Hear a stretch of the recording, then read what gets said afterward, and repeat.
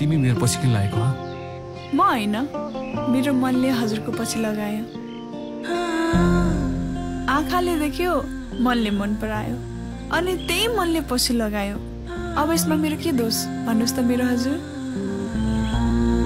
तिमीले मलाई चिनेको छैनौ। चिनेर जानेर लागेको माया के माया? जात हेरेर, धर्म हेरेर, रङ हेरेर, रूप हेरेर लागेको माया के माया? त्यसमा त स्वार्थ हुन्छ हजुर।